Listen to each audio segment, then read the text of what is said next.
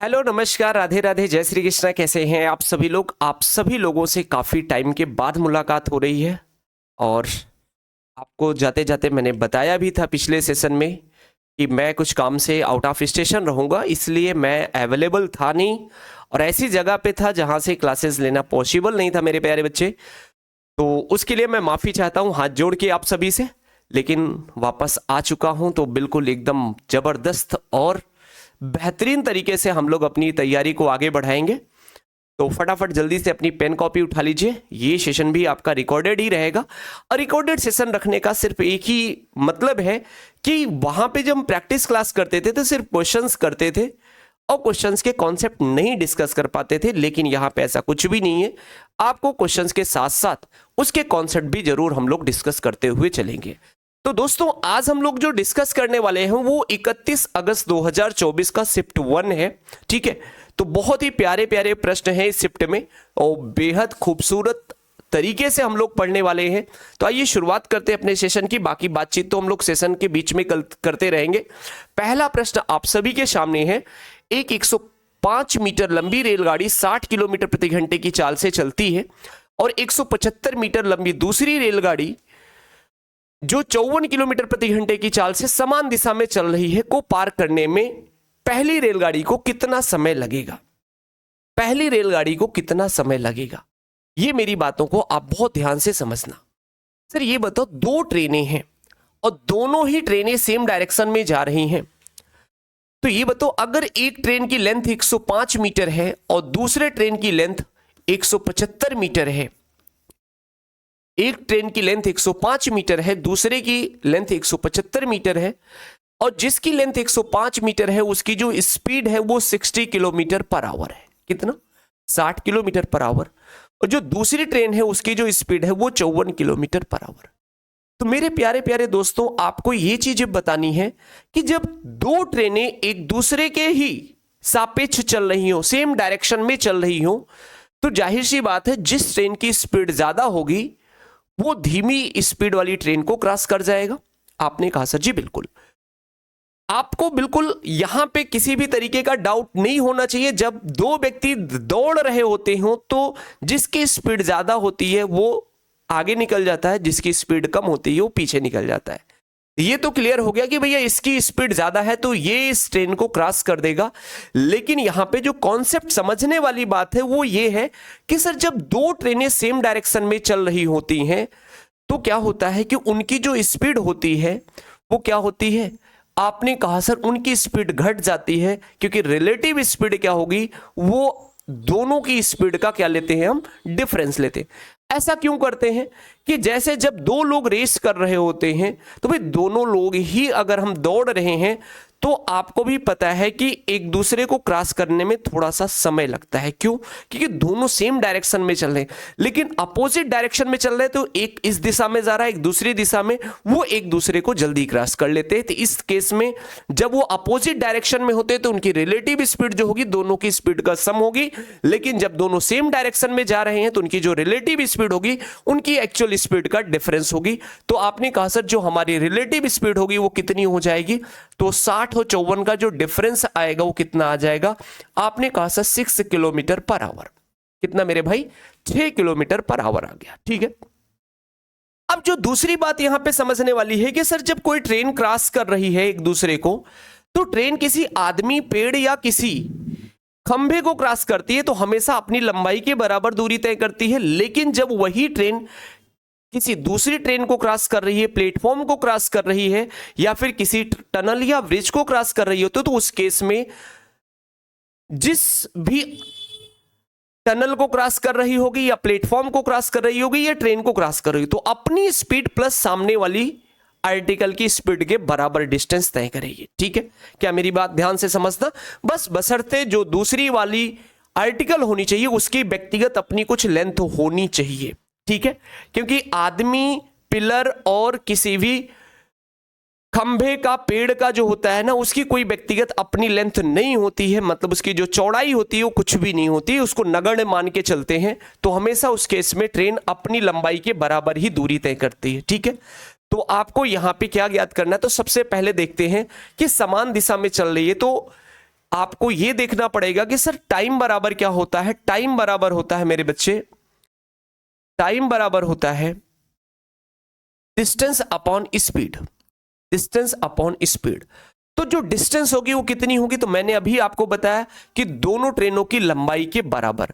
तो 105 175 कितना हो जाएगा, आपने कहा सर 280, और इनकी जो रिलेटिव स्पीड है वो 6 किलोमीटर पर आवर। इसे मीटर प्रति सेकंड में बदलोगे तो 5/18 से आप गुणा कर दोगे, तो ये जो वैल्यू आएगी वो सेकंड में आ जाएगी, ये जो वैल्यू आएगी वो सेकंड में आ जाएगी। तो आप सीधे सीधे इसे सॉल्व करोगे तो 6 पंचे 30, आपने कहा सर ये पूरी वैल्यू कितनी आ गई, 30 आ गई। एक जीरो से एक जीरो आपने कैंसिल आउट कर दिया, 3 छक 18। तो आपने कहा सर यहां पे जो टाइम आया वो कितना आ गया, 28 गुणे 6 सेकेंड। अब मेरे बच्चे 28 गुणे 6 सेकेंड है, इसे चाहो तो आप इसे, क्योंकि ऑप्शन में मिनट में भी और सेकेंड दोनों वैल्यू है, तो इसका मतलब ये कंप्लीटली मिनट में नहीं कन्वर्ट हो रहा है, मिनट और सेकेंड दोनों में जाएगा। तो आप सीधे सीधे यहां पे भाग कर सकते हो, किससे, 60 से भाग कर दो। क्यों, क्योंकि आपको भी पता है कि सर अगर मैं बात करूं 1 मिनट में कितने सेकंड, तो आपने कहा सर 1 मिनट में 60 सेकंड होते हैं, और मैं आपसे कह दूं कि 1 सेकंड में कितने मिनट होते हैं, तो सीधे सीधे कह सकते हो कि 1/60 मिनट होते हैं। तो ये पूरी वैल्यू किस में थी, मिनट में थी, सॉरी सेकंड में थी। तो इसे मिनट में कन्वर्ट करने के लिए हमने क्या कर दिया, 60 से भाग कर दिया। तो आपने कहा सर 6×60, 6×60, तो ये जो समय आया वो कितना आया, 2.8 मिनट का, 2.8 मिनट का। तो आपने यहां पे देख लिया कि सर ये तो क्लियर हो गया कि ना पहला आंसर है ना ही तीसरा आंसर है, दो ही ऑप्शन बच रहे हैं, 2 और 4, क्योंकि यहां पे वैल्यू जो है वो 2 मिनट 48 सेकंड है और 2 मिनट 44 सेकंड है। तो आपने कहा सर आपका जो आंसर आया है वो 2.8 मिनट आया है। तो इस बात का सीधे सीधे मतलब है कि सर 2 मिनट तो पूरा पूरा लग रहा है, और 0.8 मिनट, 0.8 मिनट को अगर आप 0.8 मिनट को 0.8 मिनट की अगर हम बात करें तो ये कितना होगा, 8/10 मिनट। अब इसे अगर आपको सेकंड में कन्वर्ट करना है तो 60 से गुणा करेंगे, एक जीरो से एक जीरो कट जाएगा, ये कितना आ जाएगा, 8×48 सेकंड। क्या मेरी बात समझ पाए? तो उम्मीद करता हूं मेरी बातें आप सभी को बढ़िया से समझ में आई होंगी। तो सीधे सीधे कह सकते हैं कि आपका जो सही जवाब बनेगा वो 2 मिनट 48 सेकंड बन जाएगा। क्या मेरी बात सभी को समझ में आई? उम्मीद करता हूं सभी को बहुत प्यार से समझ में आया होगा। तो इस तरीके से कह सकते हैं कि हमारा जो ऑप्शन संख्या सेकंड है ये आपका बिल्कुल सही जवाब होगा, ये आपका बिल्कुल सही जवाब होगा मेरे दोस्तों। तो उम्मीद करता हूं सभी को बढ़िया से समझ में आया होगा। यहां पे 2 ही पॉइंट था, एक तो सर आपको रिलेटिव स्पीड निकालने आना चाहिए, और जब दो ट्रेन एक दूसरे को क्रॉस कर रही हैं तो ये तो जनरल सी बात है कि सभी को पता है कि दोनों ट्रेनों की इस लंबाई को हम ऐड कर लेंगे तो ये टोटल डिस्टेंस हो जाएगी, और लास्ट मोमेंट में आपको इस पूरी वैल्यू को मिनट से सेकंड में कन्वर्ट करना और सेकंड से मिनट में कन्वर्ट करना, ये आपको बहुत अच्छे से आना चाहिए। ठीक है मेरे भाई, चलिए अगले प्रश्न की तरफ बढ़ते हैं मेरे भाई। अगला प्रश्न कह रहा है एक ही जगह से 9 मिनट के अंतराल पे 2 बंदूकें चलाई जाती हैं। उक्त स्थान पर आने वाले एक व्यक्ति देखता है कि 2 बंदूकों की आवाज सुनने के बीच 8 मिनट 48 सेकंड बीत चुके हैं। यदि ध्वनि का वेग 330 मीटर प्रति सेकंड है तो वह व्यक्ति उस स्थान पे किस चाल से आ रहा था। अब देखिए ना, कॉन्सेप्ट समझना मेरी बातों को। यहां पे कोई गनमैन है, यहां पे बंदूक चला रहा है, इस पॉइंट पे कोई बंदूक चला रहा है, यहां से भैया गोली चलती है, और यहां से कुछ दूर पे कोई आदमी है, यहां पे मेरे बच्चे कोई आदमी है खड़ा हुआ है। और आपको भी पता है कि जैसे आपके अंदर क्यूरियोसिटी होती है ना, गोली चलती है तो आप ये सोचने की कोशिश करते हो कि चलो देखा जाए कि भाई गोली चली कहां चली। ठीक है, बम फटेगा तो भागोगे, लेकिन गोली चलती है तो आप गोली के सामने अगर नहीं जा रहे हो तो जाहिर सी बात है कि आप देखने की कोशिश करते हो कि भाई गोली चली कहां। आइए देखते हैं भाई गोली कहां चलती है। तो यहां पे जो गोली चलाई जा रही है ना, वो 9 मिनट के अंतराल पे चलाई जा रही है, मतलब हर 9 मिनट में गोली चल रही है। तो 9 मिनट में गोली चल रही है, तो आप सीधे सीधे देख सकते हो कि सर इसका मतलब है कि सर जब गोली चलती होगी तो इस व्यक्ति को जो आवाज आती होगी, व्यक्ति यहां पे ठहरा हुआ है, तो इस व्यक्ति को जो आवाज आ रही है वो 9 मिनट के अंतराल पे आ रही है। आपने कहा सर जी बिल्कुल, लेकिन मेरे बच्चे अब क्या करता है कि ये आदमी यहां से चलना शुरू करता है भैया देखने के लिए। अगली बार गोली उसको यहां पे सुनाई देती है और ये जो आवाज सुनाई दे रही है ये इसे 8 मिनट 48 सेकंड के बाद सुनाई दे रही है। कितना? 8 मिनट 48 सेकंड के बाद सुनाई दे रही है। क्या मेरी बात समझ पाए? आपने कहा सर हाँ जी बिल्कुल। तो मैं आपसे ये कह सकता हूं कि सर ये भी तो सोच सकते हो कि जब व्यक्ति यहां पे ठहरा था तो गोली इसे 9 मिनट के अंतराल पे सुनाई देती थी, लेकिन जब व्यक्ति देखने के लिए इच्छुक हुआ कि नहीं गोली कहां चल रही है देखा जाए, तो यहां से यहां तक आने में इसे 8 मिनट 48 सेकंड लग गया। आपने कहा सर जी बिल्कुल। अगर ये व्यक्ति ना चला होता तो गोली तो उसको यहीं पे 9 मिनट पे सुनाई देती। आपने कहा सर जी बिल्कुल। तो इस बात का सीधा सीधा मतलब है कि सर जिस दूरी को ये 8 मिनट 48 सेकंड में चल रहा है उसी दूरी को गोली की जो आवाज होगी ना वो मात्र कितने 12 सेकंड में तय करेगी, तभी तो 9 सेकंड, तभी तो 9 मिनट बनेगा। आपने कहा सर जी बिल्कुल। क्या मेरी बात समझ पाए? आपने कहा सर जी बिल्कुल। तो यहां से हम सीधे सीधे कह सकते हैं कि सर जिस दूरी को आदमी 8 मिनट 48 सेकंड में तय कर रहा है उसी दूरी को ये गोली की जो आवाज होगी 12 सेकंड में तय करेगी। क्या मेरी बात समझ पाए? आपने कहा सर जी बिल्कुल। तो भैया ये बताओ ये सीधे सीधे किसकी है? आपने कहा सर जो ध्वनि का वेग है, ध्वनि का जो वेग है, जिस दूरी को ध्वनि 12 सेकंड में तय कर ले रही है, 12 सेकंड में तय कर ले रही है, उसी दूरी को जो आदमी है उसे कितनी देर में लग रहा है? तो आपने कहा सर 8 मिनट 48 सेकंड। तो आपने कहा सर इसे चाहो तो मिनट में सेकंड में पूरे को कन्वर्ट कर लो, तो 8 छंग 48 480 और ये हो जाएगा मेरे भाई 528। 480 प्लस 48 528 सेकेंड। क्या मेरी बात समझ पाए? आपने कहा सर जी बिल्कुल। तो आप चाहो तो इसे सिंप्लीफाई कर लो कि सर सेकंड से सेकंड कट गया, 12 एक नम 12, 12 चौको 48, 12 चौको 48। तो इनके जो टाइमिंग का रेशियो है 1:44 का है, तो स्पीड का जो रेशियो होगा इसका इनवर्स होगा क्योंकि डिस्टेंस सेम है। तो भैया जिसकी स्पीड ज्यादा वो ज्यादा दूरी तय करेगा, या फिर ऐसे बोलो जिसको कम समय लग रहा है उसकी स्पीड ज्यादा होगी और जिसको समय ज्यादा लग रहा है उसकी स्पीड कम होगी।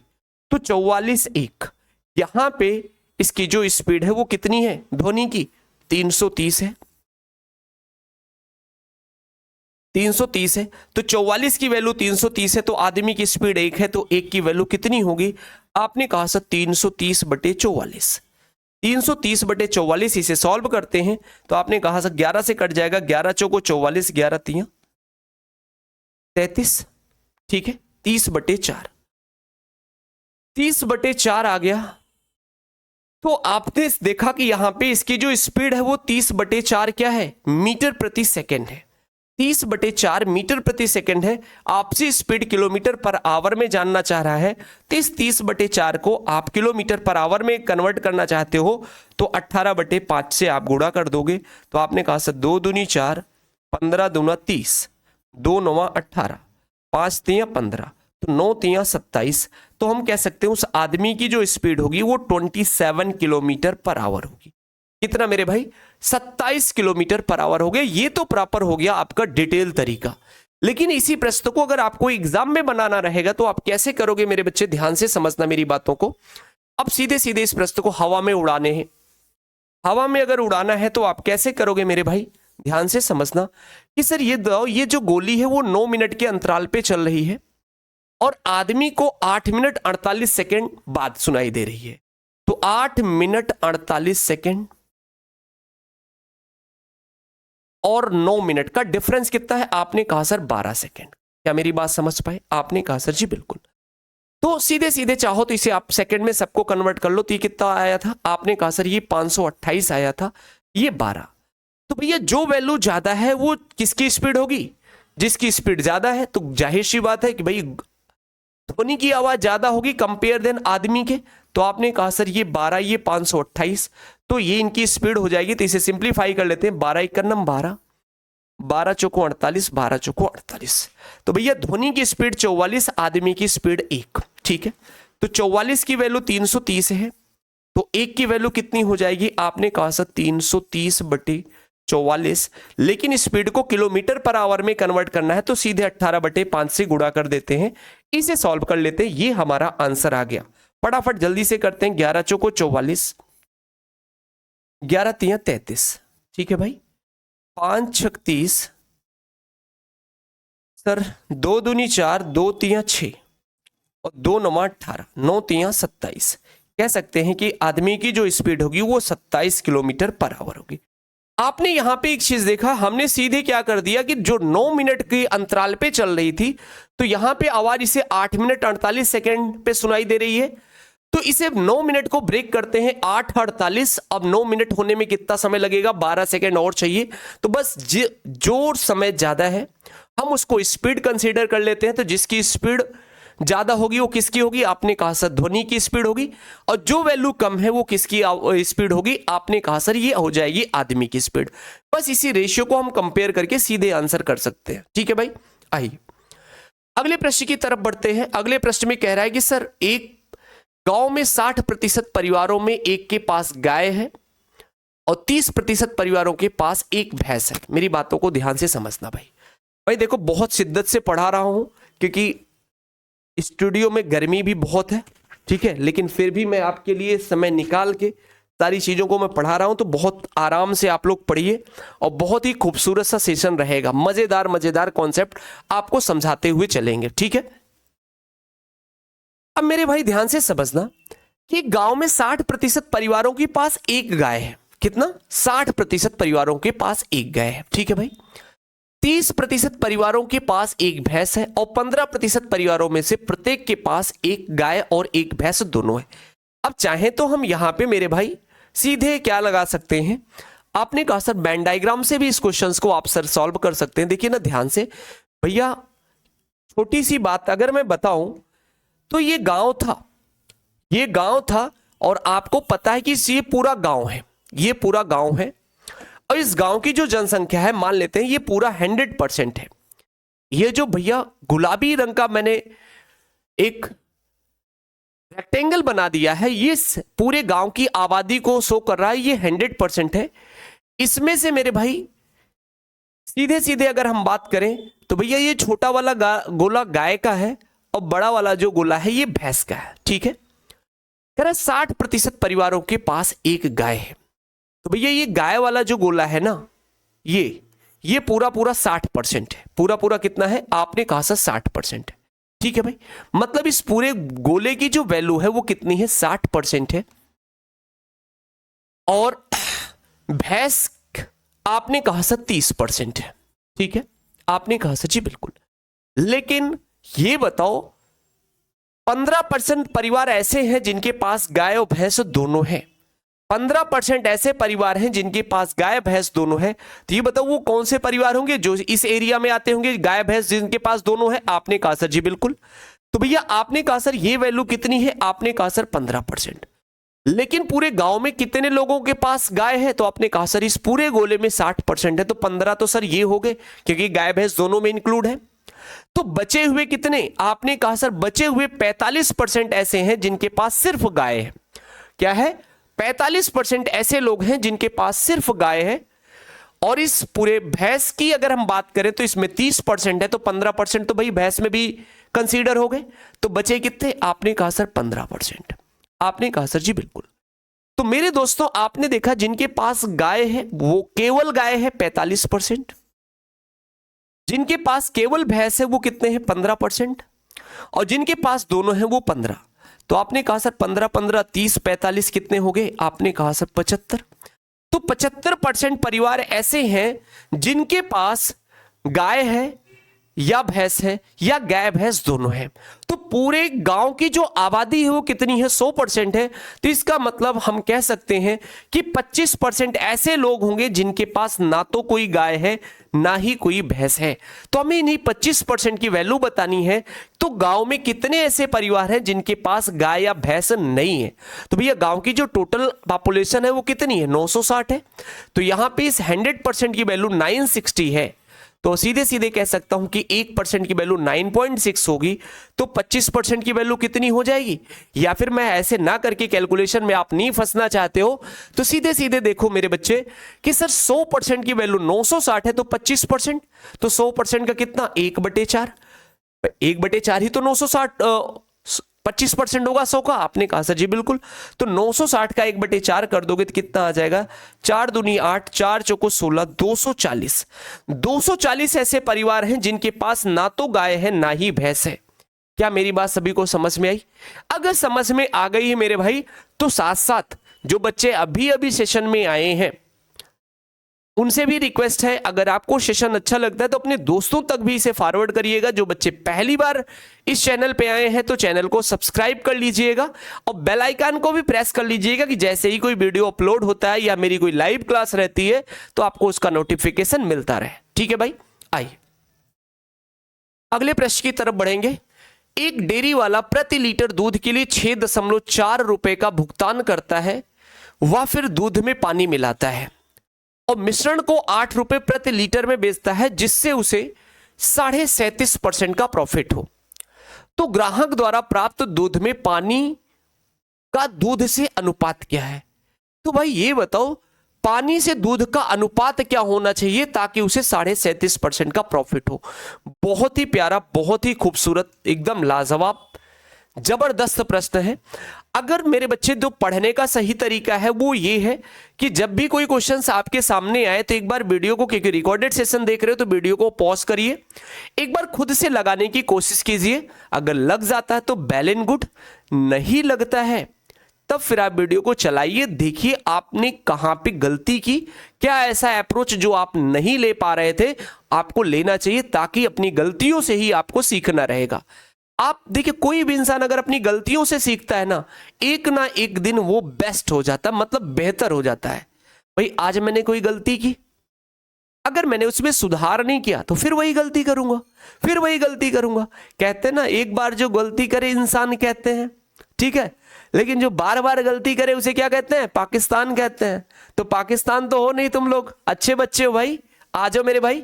देखिए ध्यान से, कह रहे सर ये बताओ फाइनली उसे प्रॉफिट कितने का हो रहा है? 37.5% का प्रॉफिट हो रहा है। तो सीधे सीधे कह सकता हूं कि 37.5% का प्रॉफिट हो रहा है। तो इस बात का मतलब है कि 37.5% का फ्रैक्शन 3/8।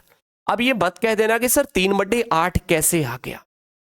फ्रैक्शन में कन्वर्ट करना आपको आना चाहिए। अगर कोई भी वैल्यू परसेंटेज में उसे फ्रैक्शन में अगर कन्वर्ट करना है तो कुछ नहीं, 37.5 में 100 से भाग करके सिंप्लीफाई करोगे तो 3/8 आएगा। ठीक है भाई, तो आपको भी पता है जब भी कोई वैल्यू फ्रैक्शन में आएगी तो उसका जो डिनोमिनेटर होगा वो हमेशा किसको रिप्रेजेंट करेगा? कॉस्ट प्राइस को। और ये मेरे बच्चे आपके रिजल्ट को, क्योंकि यहां पे प्रॉफिट हो रहा है तो 8 की वस्तु पे 3 का फायदा, तो इसका मतलब ये आपका प्रॉफिट था। तो हम कह सकते हैं कि सर अगर कॉस्ट प्राइस अगर आपकी 8 है तो जो सेलिंग प्राइस होनी चाहिए वो क्या होनी चाहिए? 11 होनी चाहिए। क्या मेरी बात समझ पाए? आपने कहा सर हाँ जी सर बिल्कुल। क्लियर हो गया मेरे भाई? तो इसे मैं रब कर दूं। आपने कहा सर हाँ जी बिल्कुल। तो एक चीज क्लियर हो गया कि सर सीपी अगर आपकी 8 है तो उसे आपने 11 में बेचा होगा, तभी आपको 37.5% का प्रॉफिट होगा। हमने कहा सर हाँ जी बिल्कुल। अब बच्चा यहीं पे गलती करता है, उसको लगता है कि सर मैं एलिगेशन यहां पे बेहद आसानी से लगा सकता हूं। भाई ये बताओ, ये 6.4 रुपए का भुगतान करता है तो this is the cost price for a litre, और यहां पे 8 रुपए पर लीटर पे बेचता है तो ये सेलिंग प्राइस है। तो भाई आपको इसके लिए कॉस्ट प्राइस निकालना पड़ेगा, कॉस्ट प्राइस आपको निकालना पड़ेगा। किसके रिस्पेक्ट में? 37.5% प्रॉफिट के रिस्पेक्ट में आपको निकालना पड़ेगा, तभी जाके आपकी बात बनेगी। अदरवाइज आप इस प्रश्न में गलती कर दोगे, डायरेक्ट एलिगेशन लगाने की कोशिश करोगे तब। ठीक है, हमको पता है मेरे भाई, अगर मैं ऐसे बोल दूं कि भाई जो भी हमारा कॉस्ट प्राइस रहा होगा, इस पे अगर हमें 37.5% का प्रॉफिट रहा होगा, सीपी पे 37.5% का प्रॉफिट, 37.5% का प्रॉफिट ऐड करेंगे तभी आपको क्या मिलेगा? आपका सेलिंग प्राइस मिलेगा। आपने कहा सर जी बिल्कुल, बोलो ना। आपने कहा सर हाँ जी बिल्कुल। तो सीधे सीधे आपने देख लिया कि सर ये बताइए, अगर मैं सीपी को बाहर ले लूं, सीपी को कॉमन ले लूं, तो सीपी बराबर क्या हो जाएगा? आपने कहा सर ये 1 प्लस इसका कितना? 37.5%, और 37.5% का फ्रैक्शन कितना? 3/8। क्या मेरी बात समझ पाए? ये किसके बराबर होगा? सेलिंग प्राइस के। सेलिंग प्राइस आपका 8 है तो सीपी कितना हो जाएगा? 8 × 8 = 8, 3 = 11। ये कितना हो जाएगा 8 गुणे 8/11। क्या मेरी बात समझ पाए? आपने कहा सर हाँ जी बिल्कुल। तो मेरे प्यारे दोस्तों ये कितना आ गया 64/11 आ गया। कितना 64/11 आ गया। कॉस्ट प्राइस कितना आ गया? आपने कहा सर 64/11 आ गया। क्लियर है? अब मेरे बच्चे आप चाहो तो एलिगेशन लगा सकते हो। कैसे लगाओगे मेरे बच्चे? ध्यान से समझना मेरी बातों को। सर यहां पे आप इसे बेच कितने में रहे हो? 6.4 रुपए पर लीटर के हिसाब से खरीदा था। आपने कहा सर ये किसकी प्राइस है? आपने कहा सर ये मिल्क है। मिल्क को आपने 6.4 रुपए पर लीटर के हिसाब से खरीदा। और सर ये बताओ वाटर की जो कीमत होगी कितनी होगी? 0 होगी। लेकिन फाइनली जब इन दोनों को मिलाओगे तो आपका कॉस्ट प्राइस कितना आना चाहिए? 64/11 आना। अब एलिगेशन लगा लो तो जो भी वैल्यू आएगी वो आपके क्या आ जाएगी? उसकी रेशियो आ जाएगी कि किस अनुपात में आपने दूध और पानी को मिलाया है। ठीक है मेरे भाई? आपने कहा सर जी बिल्कुल। तो आप इसे सॉल्व करते हो मेरे बच्चे तो कितना आएगा? आपने कहा सर ये तो सर 64/11 ही आ जाएगा। ये 64/11 आ जाएगा। आपने कहा सर हाँ जी बिल्कुल। किसी बच्चे को कोई आपत्ति तो नहीं है भाई? कोई आपत्ति विपत्ति है तो बता दो भैया, दूर कर देंगे। ये कितना आएगा? आपने कहा सर ये आ गया 64/11। यहां पे क्या आएगा? तो आपने कहा सर ये वैल्यू बड़ी थी इससे तो ये वैल्यू बड़ी होगी इससे। तो 6.4 से आप 64/11 माइनस करोगे तो कितना आएगा?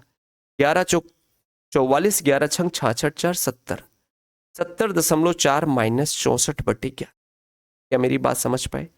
आपने कहा सर हाँ जी बिल्कुल। तो सीधे सीधे आपने देखा कि सर ये कितना आ जाएगा? 6.4/11। कितना? 6.4/11। किसी बच्चे को कोई दिक्कत है? बोलो ना। आपको रेशियो लेना था पानी दूध और पानी का, तो दूध और पानी का रेशियो आ गया मेरे बच्चे। तो चाहो तो 11 से 11 उड़ गया। ये 6.4 है, ये 64 है।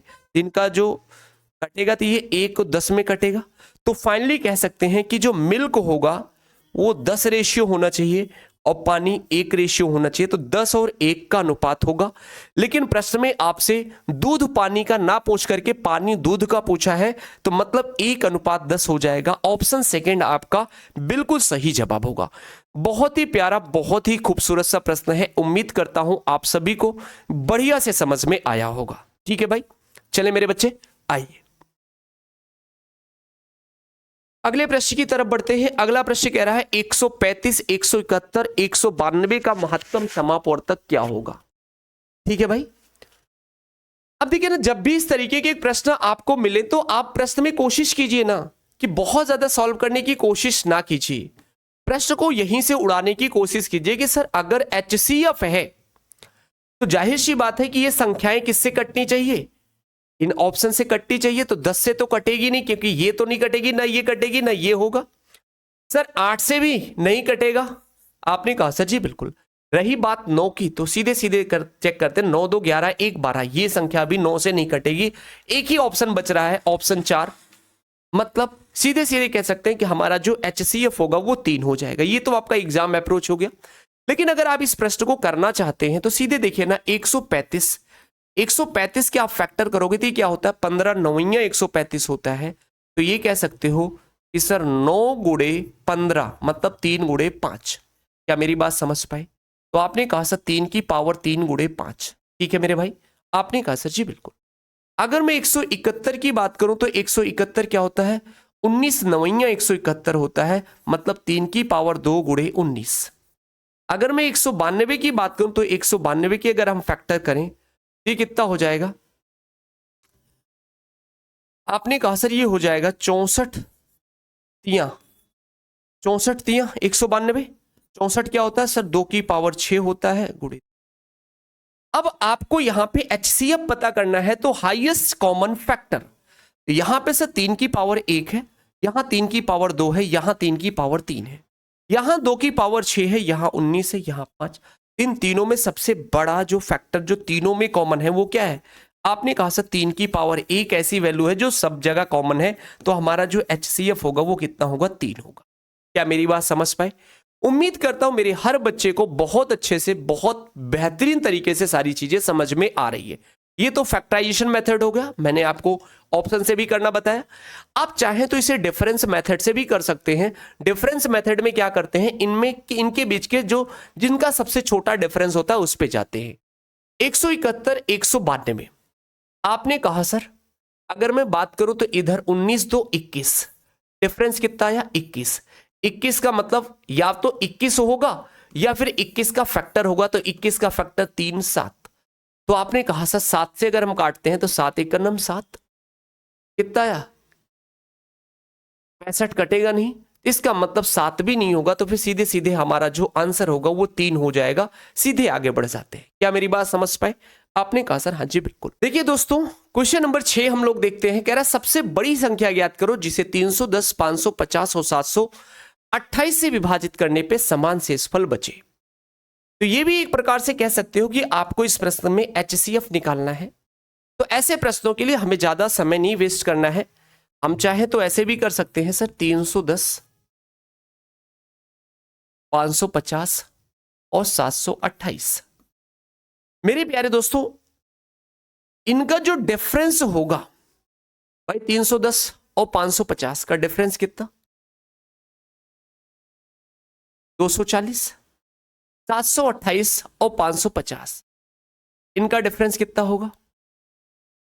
आपने कहा सर ये हो जाएगा 173।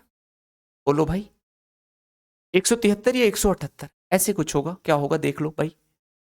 भाई 708 में से 8 में से 0 गया, 12 में से 5 गया 7, औसत 6 में से 5 गया 178।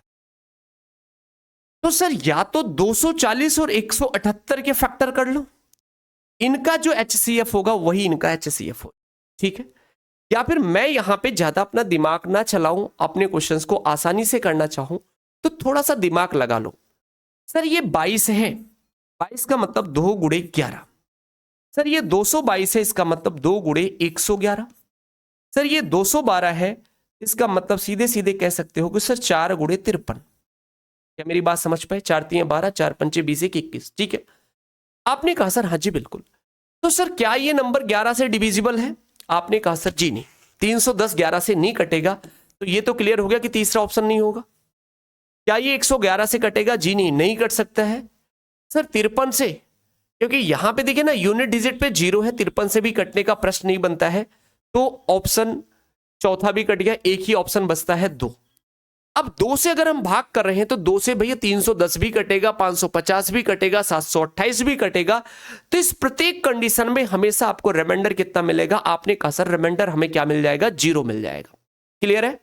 अब बस यही पूछना चाहता था कि प्रत्येक स्थिति में समान शेषफल बचे, तो 2 से अगर आप भाग कर रहे हो तो हर बार आपको क्या मिलेगा? रिमाइंडर 2 मिलेगा। ठीक है, क्या मेरी बात समझ में क्लियर है? आ जाओ मेरे भाई,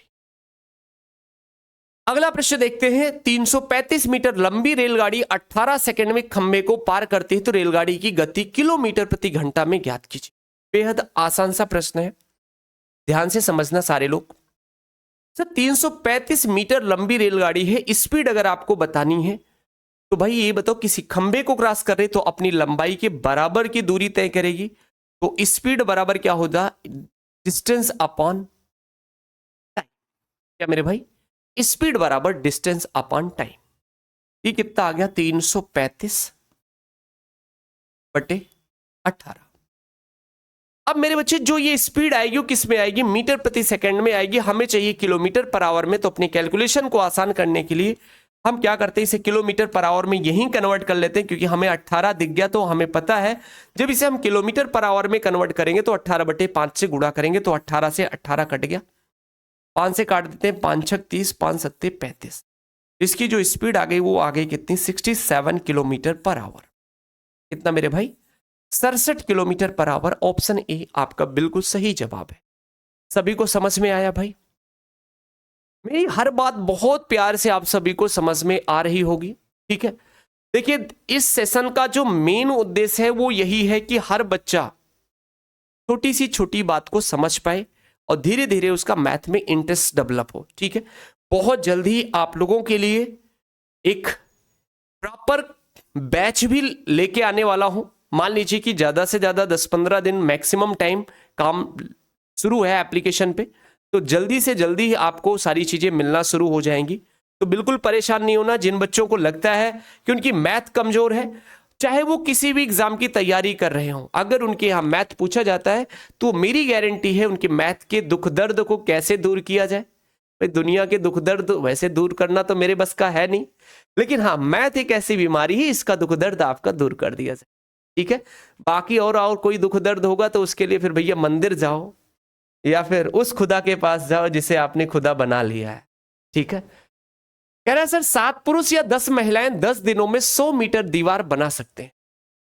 7 पुरुष या 10 महिलाएं 10 दिनों में 100 मीटर की दीवार बना सकते हैं। मेरे बच्चे देखिए ना, कह रहा है चाहे 7 पुरुष से काम करा लो या फिर 10 महिलाओं से काम करा लो, तो 10 दिनों में ये 100 मीटर की दीवार बना सकते।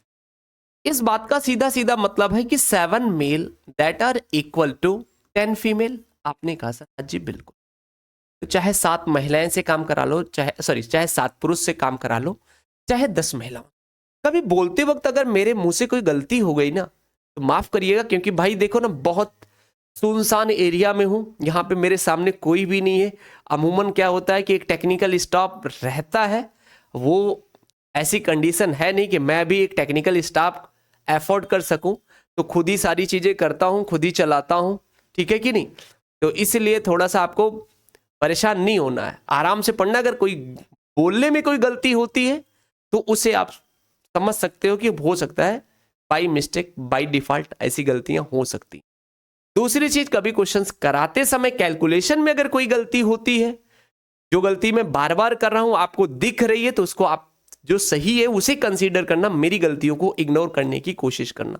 ये मत मान लेना कि मास्टर को आता नहीं है, क्योंकि होता क्या है ना कि जैसे जब आप पढ़ा रहे होते हो ना, तो आप हर टीचर, मैं ही नहीं इकलौता, मैं इस दुनिया में नहीं हूं, बहुत सारे टीचर हैं, वो कोई भी टीचर ये नहीं चाहता है कि हम गलत पढ़ाएं। बस डिपेंड करता है कि उसे उस सब्जेक्ट का नॉलेज कितना है। अब कोई मेरे से कह दे कि सर आप मैथ नहीं बायोलॉजी पढ़ा दो, तो भैया बायोलॉजी तो मैं नहीं पढ़ा सकता हूं ना, कि जब बायोलॉजी कभी पढ़ी थी तो थोड़ा बहुत आता था, अब तो बायोलॉजी से काफी दूरियां हो गई हैं। केमिस्ट्री तो पता नहीं, आज तक केमिस्ट्री समझ ही में नहीं आई। अब ऐसा मत कहना कि सर केमिस्ट्री नहीं समझ में तो आप पास कैसे, उस समय समझ में आती थी, अब तो लाइफ की केमिस्ट्री ही बदल गई है। ठीक है भाई, आ जाओ। अगर मेरे बच्चे में मेल और फीमेल की बात करूं, तो मेल और फीमेल की इफिशियंसी का जो रेशियो होगा वो कितना हो जाएगा, 10/7।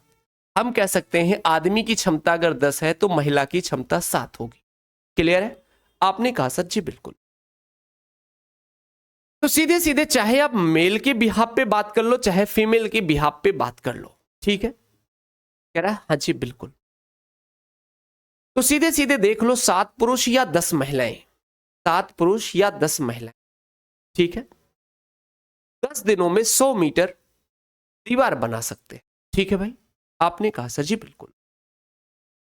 तो आप चाहो तो ऐसे कर सकते हो कि चाहे महिलाओं पे ही कंसीडर कर लो, जैसे मैंने महिलाओं पे ही कंसीडर कर लिया, तो आपने फॉर्मूला एक पढ़ा होगा कि sir M1D1 H1 upon W1 बराबर M2D2 H2 अपॉन W2।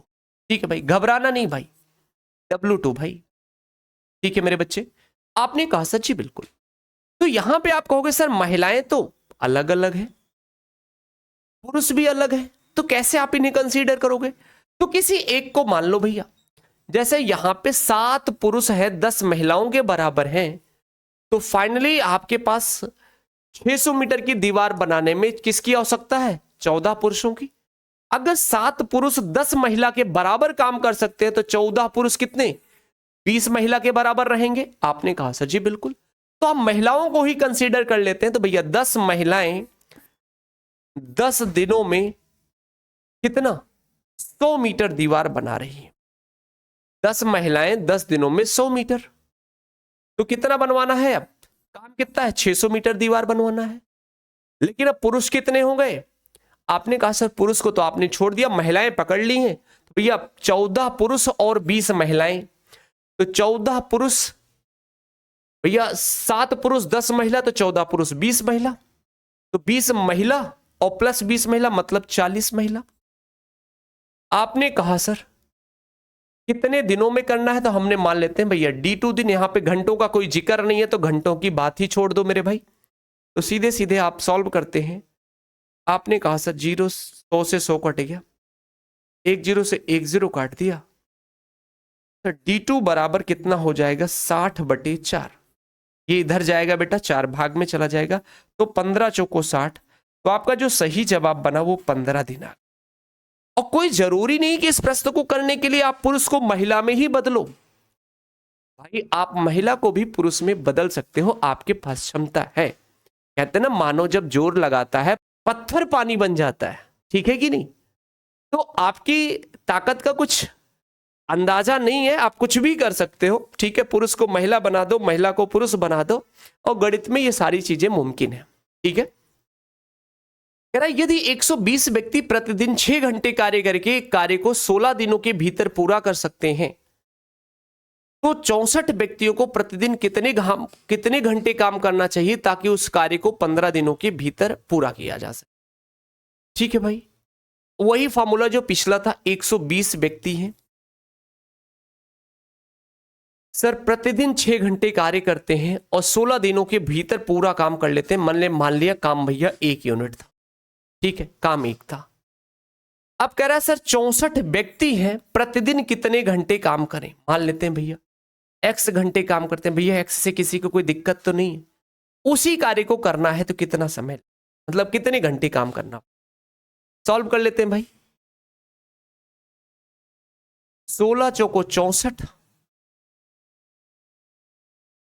15 चौको 60 दूना 120, तो x बराबर कितना आ गया भैया 6 दूनी 12 घंटा। मतलब मेरे भाई ये जो 64 आदमी आएंगे, ये 15 दिन तक डेली कितने घंटे काम करेंगे, 12 घंटे काम करेंगे, तब जाके काम एकदम बिल्कुल टाइमली कंप्लीट हो जाए। ठीक है भाई, किसी को कोई दिक्कत। आपने कहा सर जी नहीं। अगले प्रश्न में कह रहा है एक बेईमान दुकानदार अपने क्रय मूल्य पे सामान बेचने का दावा करता है। भैया कोई दुकानदार है कॉस्ट प्राइस पे चीजों को बेचने का दावा कर रहा है, तो हमेशा मार्केट का एक स्टैंडर्ड लेके चलो कि मार्केट में कोई वस्तु 100 ग्राम वस्तु 100 रुपए की आती है, ये मार्केट का स्टैंडर्ड है, ठीक है। अब उसने क्या किया, आपने क्रय मूल्य पे बेचने का दावा कर दिया, तो भैया 100 ग्राम वस्तु 100 रुपए की आती है, तो हमने कह दिया कि भाई हम इस वस्तु को 100 में खरीदे, 100 में ही बेचेंगे। लेकिन हमारे अंदर तो बेईमानी बची थी, हम 960 ग्राम का प्रयोग कर रहे हैं, मतलब कितना 96 कर लिया इसे। भाई इसे 100 को 1000 बना लोगे तो 1 जीरो बढ़ जाएगा, तो 1 जीरो इधर भी बढ़ जाएगा, 1 जीरो इधर भी, हमने एक जीरो कम कर दिया। तो मतलब ये हमारी cost price.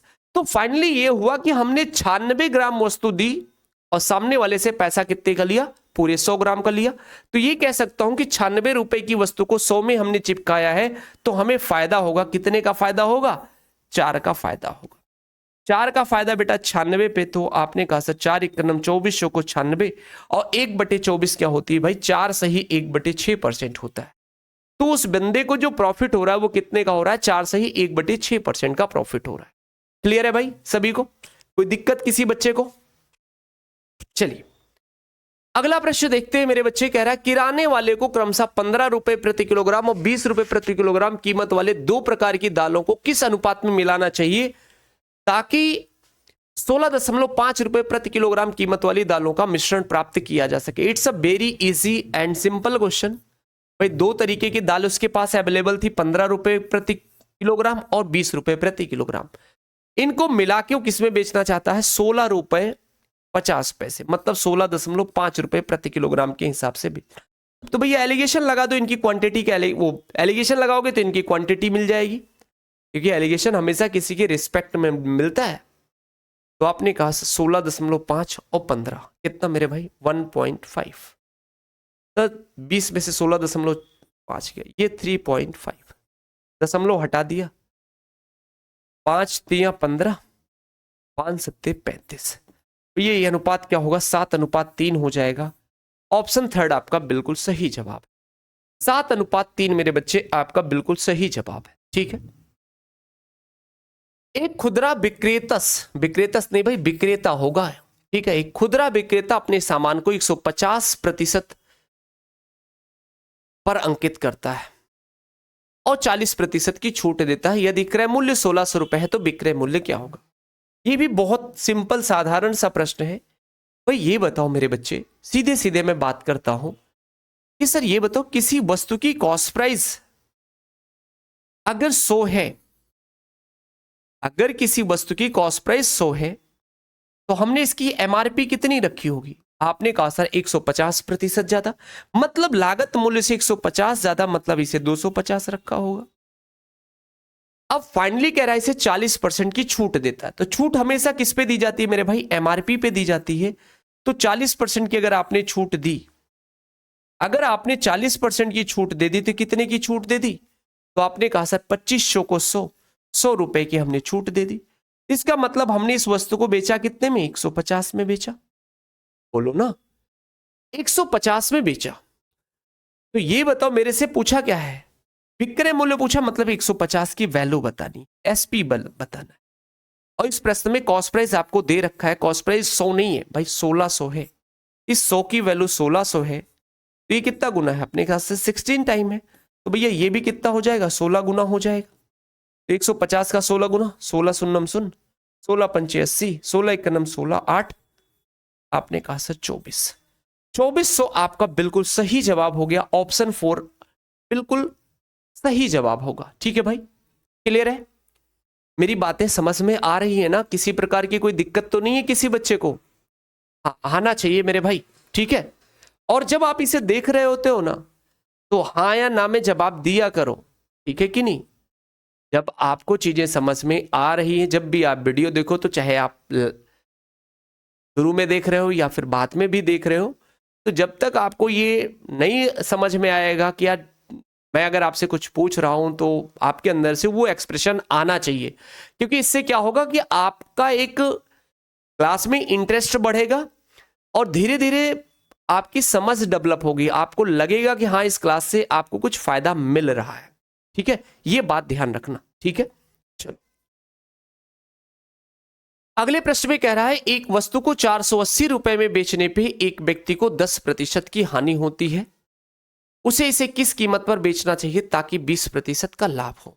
It's a very simple question भाई। ये यूपी कांस्टेबल के पूछे हुए प्रश्न है, बिल्कुल लल्लू से प्रश्न है भाई। एक वस्तु को 10% हानि हो रही है जब इसे हम 480 में बेच रहे हैं तो।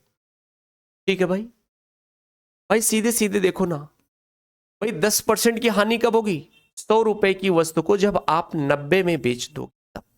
ठीक है, लेकिन अगर हम प्रॉफिट चाहते हैं 20% का, तो इसे कितने में बेचना पड़ेगा? 120। तो हमसे यही पूछा है उसे किस कीमत पे बेचना चाहिए। तो भाई ये बताओ, जब 90 में बेच रहे थे तो एक्चुअल में कॉस्ट प्राइस था, सेलिंग प्राइस कितना था? 480। इसकी वैल्यू 480, 90 की वैल्यू 480 है तो 120 की वैल्यू आपको बतानी है। तो 120 की वैल्यू कितनी हो जाएगी? आपने कहा सर 480 बटे, क्लियर है भाई? 0 से 0 काट दिया, 4 3 से काट दिया, 3 3 9 3, 3 से काट दिया, 3 1 3, 16 चौको 64, 640 रुपए। तो भैया उसे किस कीमत पे बेचना पड़ेगा? 640 में बेचना पड़ेगा ताकि उसे 20% का प्रॉफिट हो। ठीक है भाई, चलो आ जाओ अगले प्रश्न में। कह रहा है सर, एक कार्यशाला में श्रमिकों का औसत मासिक वेतन 8,500 रुपए है। यदि 7 श्रमिकों का औसत मासिक वेतन भैया 10,000 रुपए है, शेष का औसत मासिक वेतन 7,800 रुपए है, तो कार्यशाला में श्रमिकों की कुल संख्या क्या है? चलो मेरे भाई, अच्छा ये बताओ, बेहद आसान सा प्रश्न है। मैं इसे इस तरीके से करता ही नहीं हूं, एलिगेशन लगा देता हूं, एलिगेशन लगा देता हूं, सीधे सीधे समझना। भाई ये बताओ, अब उस कार्यशाला में कितने श्रमिक हैं, इनकी संख्या ज्ञात करनी है। कह रहे जो 7 हैं, जो 7 हैं सर, इनके औसत मासिक वेतन कितने हैं? आपने कहा सर इनके औसत मासिक वेतन कितने दे रखे हैं? आपने कहा सर 10,000। कितना मेरे भाई? 10,000 दे। ठीक है भाई, क्लियर है? अब जो शेष हैं, मतलब मान लेते हैं टोटल कितने हैं, मान लेते हैं टोटल x है। ये बताओ शेष कितने होंगे? आपने कहा सर शेष होंगे x-7। इनके औसत मासिक वेतन कितने हैं? आपने कहा सर इनके औसत मासिक वेतन 7800 है। तो मेरे बच्चे अगर हम दोनों को मिला दें ओवरऑल, साथ ये और जो साथ के अलावा है इनके, तो इनके औसत मासिक वेतन कितने हैं? 8500 है। तो यहां पे ये बताओ किसकी संख्या मिलेगी? आपने कहा सर यहां पे, क्योंकि ये जो वेतन है ये श्रमिकों की संख्या के आधार पे है, तो जो रेशियो निकलेगा ये श्रमिकों की संख्या का निकलेगा। तो 8500 माइनस 7800 कितना आया? आपने कहा सर 700, और ये कितना मेरे बच्चे? 15। तो सीधे सीधे हम देख पा रहे हैं कि सर ध्यान से समझे, 2 0 से 2 0, तो इनका रेशियो 7-15 का होगा। तो ये एक्चुअल में ये तो 7 ही है, तो भैया 7 की वैल्यू 7 है, तो 15 की वैल्यू कितनी हो गई? 15 हो जाएगी। तो हमसे टोटल वर्कर पूछा है, तो टोटल वर्कर तो x है, तो ये कितने हुए? x-7। ये कितना है? x-7 की वैल्यू 15 है भाई, ये वैल्यू 15 है और ये वैल्यू 7 है, तो 15 + 7 कितना हो जाएगा? तो आपने कहा सर 15 7 22 हो जाएगा। 22 मेरे बच्चे आपका बिल्कुल सही जवाब। ठीक है, हमने यहां पे एवरेज का कोई बहुत कॉन्सेप्ट ही नहीं लगाया, सीधे एलिगेशन लगा दिया और आसानी से बन भी गया, कैलकुलेशन भी टफ नहीं थी। ठीक है भाई, चलिए। कह रहा है यदि 6 क्रमागत सम संख्याओं का औसत 183 है तो सबसे छोटी संख्या ज्ञात करो। देखिए ना मेरे भाई, मैं आपको सारे अप्रोच बताऊंगा, ध्यान से समझना। अगर 6 क्रमागत सम संख्या की बात हो रही है तो भाई सम संख्या क्या होती है? इनके बीच में गैप कितने का होता है? 2 का। जैसे होता है मैं बोलूं 2 4 6, तो भाई इनके बीच में गैप कितने का? 2 का है। इसका मतलब अगली संख्या x+2 होगी, x+4 होगी, अगली x+6 होगी, अगली x+8 होगी। कितने हो गए? 5 हो गए। x+10 होगी। आपने कहा सर हाँ जी बिल्कुल। अगर मेरे दोस्तों मैं आपसे यहां पे कह दूं कि इनका औसत क्या होगा, तो आपने कहा सर टोटल संख्याएं 6 हैं, तो 6x+10 8 18 6 24 4 28 2 30। अगर मैं इनका सम हो गया तो इनका जो एवरेज होगा वो कितना होगा? तो इनका एवरेज कितना होगा? x+6 पंचे 30 x+, लेकिन इनका जो एवरेज है वो कितना है? 183। एवरेज कितना है? 183 है। तो हम कह सकते हैं x+5 की वैल्यू 183 है, तो x की वैल्यू कितनी होगी? 5 उधर जाएगा तो माइनस में हो जाएगा, तो ये कितना हो गया? 178। तो हम कह सकते हैं जो सबसे छोटी संख्या होगी x कितना होगी? 178 होगी। ठीक है भाई, ये तो प्रॉपर आपको समझ में आ गया। आपने कहा सर जी बिल्कुल। अब मेरे बच्चे आपको भी पता है, अगर कॉन्जिक्यूटिव इवन नंबर का एवरेज आपको दे रखा है तो आपको पता होना चाहिए कि सर ये बताओ, अगर टोटल 6 संख्याएं हैं तो आपको भी पता है कि अगर कोई कॉन्जिक्यूटिव नंबर है तो हमें पता है कॉन्जिक्यूटिव नंबर में पहली टर्म और लास्ट टर्म का जो एवरेज होगा वही पूरे का एवरेज होगा, या फिर मेरे बच्चे इनके जो मिड टर्म है इनका जो एवरेज होगा वही इनका एवरेज होगा। तो आपने कहा सर मिड टर्म, क्योंकि अगर यही 5 होती तो बीच वाली संख्या ही एवरेज होती, लेकिन 6 है तो इसका मतलब इन दोनों संख्याओं का जो एवरेज होगा वही एवरेज होगा। आपने कहा सर जी बिल्कुल। तो आपने कहा सर ये 183 है, तो दोनों संख्याओं को जोड़ने पे 183 कब आएगा? आपने कहा सर इसका मतलब ये जो संख्या होगी बीच वाली ये 183 है, इनका एवरेज तो यही होगा दोनों के बीच का, तो इसका मतलब ये संख्या कितनी रही होगी? 182 रही होगी। अब इनके बीच में 2 का गैप है, बोलो भाई। आपने कहा सर ये 180 होगी और ये 178 होगी, और ये मेरे बच्चे ये वाली संख्या 184 होगी, और ये संख्या 186 होगी, और ये संख्या 188। क्या मेरी बात समझ पाए? तो यहां पे आपने देखा कि सबसे छोटी संख्या पूछा था, तो सबसे छोटी संख्या क्या हो गई? 178 हो गई। अगर यहीं पे सबसे बड़ी संख्या पूछ लेता तो सबसे बड़ी संख्या 188 हो जाती। क्या मेरी बात समझ पाए? इस तरीके से भी कर सकते थे 178, और सबसे बड़ी संख्या x+10 होगी तो आप कह सकते हो कि 110 होगी। ऐसे भी प्रश्न आपसे पूछे जा सकते हैं कि सर सबसे बड़ी संख्या बताओ। ठीक है, अगर ऐसे भी पूछ लेता है, जैसे ऐसा करने के बाद एक लाइन और जोड़ दे कि सर सबसे छोटी और सबसे बड़ी संख्या का एवरेज क्या होगा, तो भैया सबसे बड़ी और सबसे छोटी संख्या का भी एवरेज यही होगा जो आपने निकाला है 183। ऐसा भी प्रश्न बन सकता है जो बच्चे पहली बार पढ़ रहे होंगे उनको कॉन्सेप्चुअल सारी चीजें बिल्कुल बेसिक से पढ़नी होगी। तो बिल्कुल परेशान मत होना, क्योंकि मैं जो भी सेशन यहां पे लेके आऊंगा कॉन्सेप्ट साथ साथ बताते हुए चलो। ठीक है मेरे भाई, चलिए अगले प्रश्न की तरफ बढ़ते हैं। अगले प्रश्न में कह रहा है कि एक बिल्डर 2550 रुपए उधार लेता है, जिसे 2 समान वार्षिक किस्तों में 2 वर्ष के अंत तक 4% की दर से चक्रवृद्धि ब्याज के साथ वापस भुगतान करता है, तो प्रत्येक किस्त कितने की होगी? तो मेरे भाई ये बताओ, रेट ऑफ इंटरेस्ट क्या है? आपने कहा सर 4%, तो 4% का फ्रैक्शन 1/25। मतलब अगर आपने किसी से 25 लिया है तो किस्तों में अगर देना चाहोगे तो उसे 26 देना पड़ेगा। बोलो ना भाई। तो भाई ये आपकी क्या हो गई? इंस्टॉलमेंट हो गई, वैल्यू ऑफ इंस्टॉलमेंट। और ये मेरे बच्चे क्या हो जाएगा आपका? आपने कहा सर ये सर जी लोन हो जाएगा। ठीक है, लेकिन प्रत्येक किस्त बराबर है, और अगर ये कंपाउंड इंटरेस्ट है तो आपको भी पता है कंपाउंड इंटरेस्ट में चीजें पावर में बढ़ती हैं। तो भाई ये पहली किस्त थी पहले साल की, तो दूसरे साल में कितना? 25 का स्क्वायर 625 और 26 का स्क्वायर 676। क्या मेरी बात समझ पाए? लेकिन इंस्टॉलमेंट सेम है तो सर इसमें भी सेम करना पड़ेगा। 26 से गुणा कर दोगे तो इधर भी 26 से गुणा, और जब इधर 26 से गुणा कर दिया सर जी, ये कितना हो जाएगा? आपने कहा सर 25 गुणे 26 650।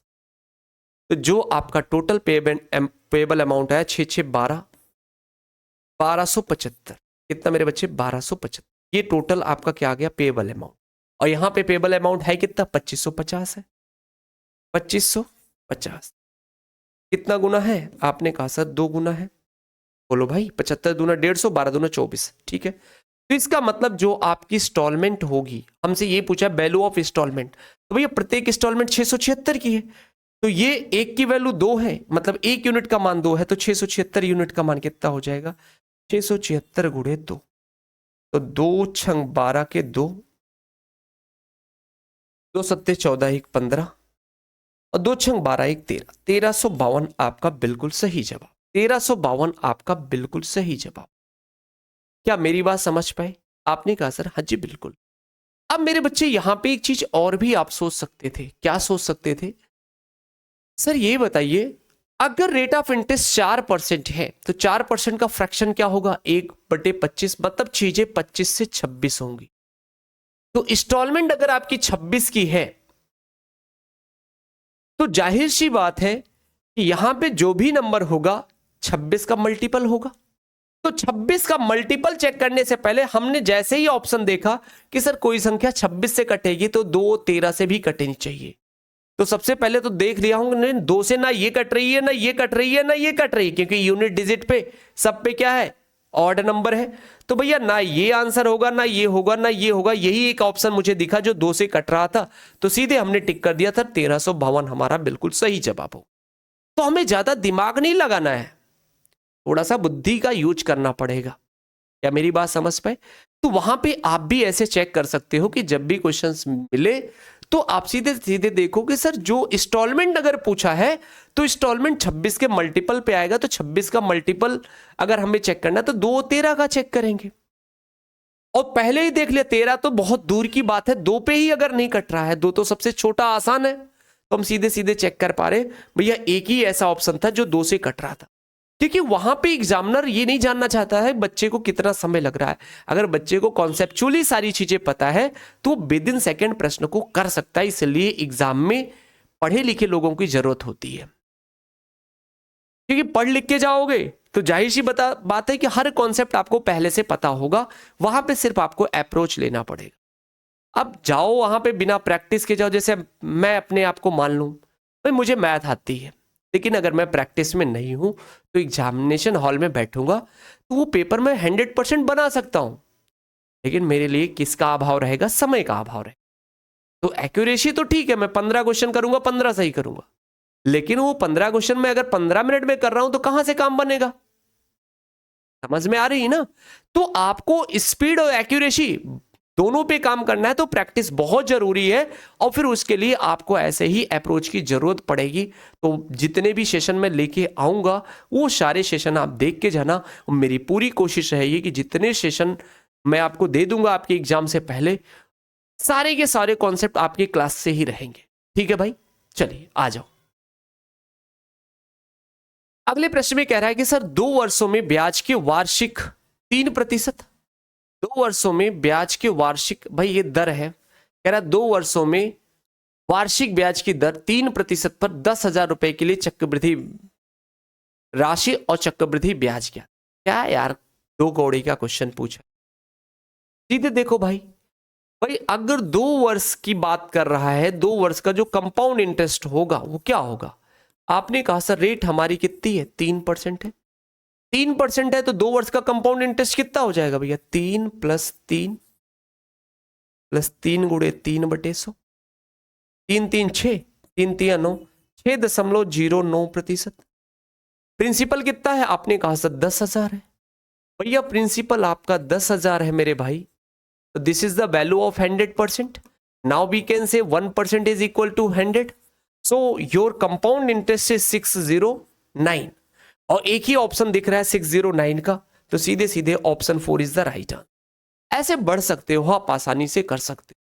अब यहां पे मैंने आपको समझाया, अगर मुझे इस प्रश्न को करना होता तो मैं सीधे देखता, रेट ऑफ इंटरेस्ट 3% है, तो 2 साल का जो कंपाउंड इंटरेस्ट बनेगा वो कितना बन जाएगा, 3 + 3 6, और 3 3 9, 6.09%, और प्रिंसिपल आपका 10,000 है, तो 1% की वैल्यू 100 होगी, तो भैया 6.09% की वैल्यू कितनी हो जाएगी, 6.09 में 100 से मल्टीप्लाई कर देंगे, कितना आ जाएगा, 609। ठीक है भाई, चलिए अगले प्रश्न में कह रहा है सर 2 व्यक्तियों की आय का अनुपात 10:6, भैया इनकी इनकम का जो रेशियो है वो 10:6 है, इनके एक्सपेंडिचर का जो रेशियो है वो सर 18:10 है। अच्छा, सेविंग कह रहा है 5236 रुपए बचाते हैं, भैया यहां पे आपको डेविएशन लगाना पड़ेगा, क्योंकि आपको भी पता है इनकम से एक्सपेंडिचर माइनस करोगे तो सेविंग आएगा 5200। आ जाओ भैया, लगाने के लिए तैयार हो जाओ। क्रॉस प्रोडक्ट मेथड लगाते हैं मेरे बच्चे, सीधे 10 दहम 100, 18 छक्का 108, इनका डिफरेंस कितना आया, आपने कहा सर 8। सीधे देखिए 18 गुणे 36 कितना हो जाएगा, 18 छक्का 108, 18 3 54 10 64, 800 आ गया सर। 5200 गुणे 10 52,000, इनका डिफरेंस कितना आया, आपने कहा सर 12,800 आ गया। भाई 64,800 से 52,000 माइनस करोगे कितना आएगा, 800 तो पूरा पूरा आ गया, 64 में से 52 गया, 12 आ गया। ठीक है भाई, 8 रेशियो की वैल्यू 12,800 आ गई सर। 1 रेशियो की वैल्यू कितनी आ जाएगी, 8 एकम 8, 8 छंग 48, 1 रेशियो की वैल्यू 1600 आ गई। तो इनकी इनकम बतानी है, तो भैया पहले की इनकम 10 है, तो 1 की वैल्यू 1600, तो 10 की वैल्यू 16,000। दूसरे की इनकम 6 है, तो 16 छक्का 96, 9,600, कितना, 16,000 और 9,600। ऑप्शन 4 आपका बिल्कुल सही जवाब। क्या मेरी बात समझ पाए सभी लोग? उम्मीद करता हूं मेरी हर बात अच्छे से सभी को समझ में आ रही है। इसको बिल्कुल बेसिक से भी कर सकते हो, मैंने क्रॉस प्रोडक्ट इसलिए लगा दिया ताकि आप इस प्रश्न को आसानी से कर पाओ। ठीक है कि कैलकुलेशन में आपको फंसना ना पड़े। ठीक है, चलो आ जाओ मेरे भाई। अब मेरे बच्चे चलते हैं अगले प्रश्न की तरफ। अगले प्रश्न में कह रहा है सर 4200 रुपए का 30% और 2400 रुपए का 35% किसके बराबर है, 4200 के x% के बराबर है, तो x का मान ज्ञात। बिल्कुल आसान सा प्रश्न है मेरे बच्चे, घबराना नहीं है। मैं इसे एक लाइन में कोशिश करता हूं बनाने की। भाई 4200 का 30%, 30% का मतलब 3/10, ठीक है सर जी, प्लस 2400 का 35% मतलब 35/100। ठीक है मेरे बच्चे, ये किसके बराबर है सर, आपने कहा sir this is equal to 4200 के x% के बराबर। x% का मतलब x/, ठीक है भाई, आपने कहा सर हाँ जी। आसान तरीके से करते हैं मेरे बच्चे। आपने कहा सर 2 जीरो से ये 2 जीरो कट गया, 2 जीरो से ये 2 जीरो कट गया सर, 1 जीरो से 1 जीरो। ठीक है भाई, आपने कहा सर। तो मेरे भाई ये देखो ना, 3 दूनी 6 और 3 चौको 12, 1260 प्लस 3500 को 140, 35 दूना 70, 70 में 140, 70 में 14 जोड़ोगे कितना है? 84, 840। ठीक है, एक बार फिर से कर लो। 35 दूना 70 दूना 140, 14, 35 दूना 70, 14, 14। ठीक है भाई, अब आपने कहा सर ये वैल्यू कितनी आ गई? 6 4 10 0, 8 2 10, 11, 1 1 2, 2100, 1260 और 840, 2100 आया। ये किसके बराबर है? 42x के बराबर है। 42x बराबर 2100 आ गया, तो 21 दूना 42, x की वैल्यू कितनी आ गई? आपने कहा 50। कितनी मेरे भाई? x बराबर 50 आ गया। 50 आपका बिल्कुल सही जवाब हो गया। ठीक है मेरे भाई, ऐसे ही प्रश्नों को आपको तोड़ना रहेगा। आप चाहो तो ऐसे ना करके ऐसे भी कर सकते हो। इन दोनों से 800 रुपये कॉमन ले लो सबसे, 800 रुपये सबसे बाहर ले लोगे तो, क्योंकि 600 रुपये बाहर ले लो, 6 सत्ते 42। चाहो तो ऐसे बाहर कर सकते हो, कोई दिक्कत नहीं, आप आसानी से कर पाओगे। ठीक है, तब भी कोई दिक्कत नहीं है, आप कैलकुलेशन को कैसे भी, क्योंकि अब इस प्रश्न में कुछ अलग आपको बताने की जरूरत नहीं, जैसे दिल करे वैसे आप कर सकते। ठीक है, तो मेरे दोस्तों आज के लिए इतना ही रखते हैं भाई, मैं भी शायद आज के लिए इतना ही है। ठीक है, और किसी भी तरीके के लिए कोई डाउट अगर आप बना करें तो आप सीधे सीधे अपने डाउट्स भेज सकते हो। आप हमारे टेलीग्राम चैनल को ज्वाइन कर सकते हो, maths with Satish Pandey, maths with Satish Pandey, ये मेरा टेलीग्राम चैनल है, इस पे आप ज्वाइन हो सकते हो। भविष्य में जो भी सूचनाएं आपको चाहिए होगी आप हमसे जुड़े रहोगे, और मैं कोई फालतू की बकवास इस पे करता नहीं हूं, ना ही कुछ आलतू फालतू की चीजें आपको भेजता हूं। ठीक है, ये मेरा टेलीग्राम चैनल है, आप इस पे जुड़े रह सकते हो। भविष्य में क्या पता किस मोड़ पे आपको हमारी जरूरत पड़ जाए और हमें आपकी जरूरत पड़ जाएगी, तो हमें अपनी बात कहनी होगी तो हम टेलीग्राम पे कह सकते हैं। ठीक है, लेकिन आपको अपनी बात कहनी होगी तो आप भी अपनी बात यहाँ पे कह सकते हो, क्योंकि मैंने इसमें एक डिस्कस के लिए एक चैनल इस पे ऐड किया हुआ है। जब इस चैनल पे आप जाओगे तो एक डिस्कस पॉइंट होगा, वहां पे आप अपनी मतलब बातों को लिख सकते हो कि सर ये मैं जानना। ठीक है, तो दोस्तों आज के लिए इतना ही करते हैं। ठीक है, अगर सेशन अच्छा लगा है तो अपने दोस्तों को भी शेयर करिएगा ताकि ज्यादा से ज्यादा बच्चों तक पहुंचे। अब आपको ये वीडियो डेली की डेली आपको मिलते रहेंगे, आपको बिल्कुल परेशान होने की जरूरत नहीं। मैं भी प्रॉपर बिल्कुल आ चुका हूं वापस, अब कहीं जाना नहीं है, आपके एग्जाम तक मैं बिल्कुल कंटिन्यू रहूंगा। ठीक है, तो आज के लिए मेरे प्यारे दोस्तों इतना ही, फिर मिलते हैं अगली क्लास में। तब तक के लिए आप सभी लोग अपना ख्याल रखिए। Okay, bye bye, take care of you, thank you so much guys.